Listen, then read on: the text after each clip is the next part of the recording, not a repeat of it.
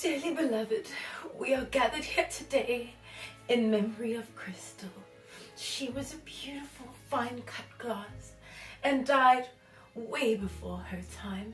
I did not get to display her beauty, and it is much to my sadness. Thank you all for joining us. This is my obituary.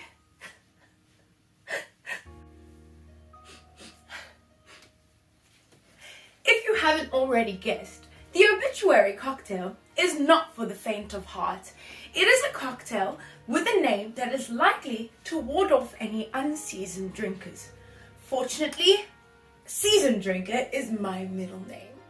The obituary cocktail is a New Orleans classic believed to have been invented at Lafitte's blacksmith shop in French Quarter. The philosophy of this cocktail is classic New Orleans. It turns out that there is a secret society that's not so secret, comprised of French Quarter residents who have named themselves after the cocktail.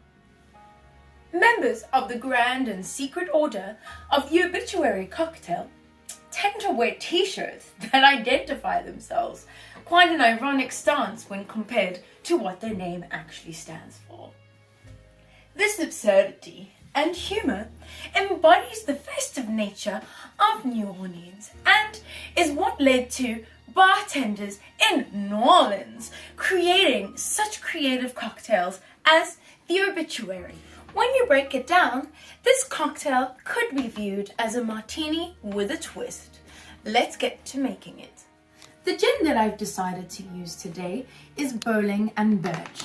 It is a New World gin that contains botanicals that are citrus, floral, and herbal. I believe the herbal botanicals will lend themselves to the anise flavor of the kicking ingredient, absinthe. We will need 60 milliliters or 2 ounces in freedom units of the gin. I'm quite a fan of the swing top lid.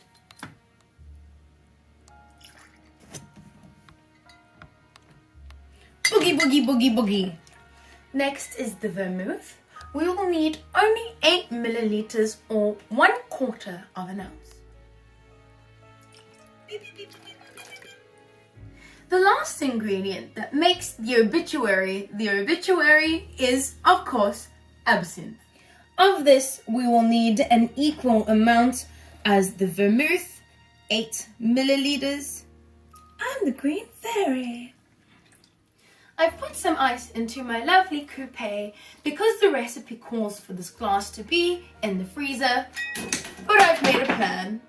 Time to shake it all up. It's pour o'clock.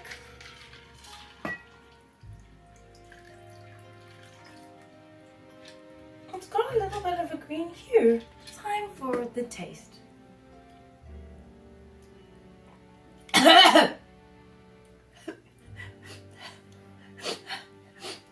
The taste is overwhelmingly anise. It is quite strong, but a beautiful tribute to my dear Crystal. Na zdraví, and I'll see you next week. This could have been you piece of... Look what you did. This is totally my new lady. I'm glad you're dead. Actually, I'm not. I never even got to use you.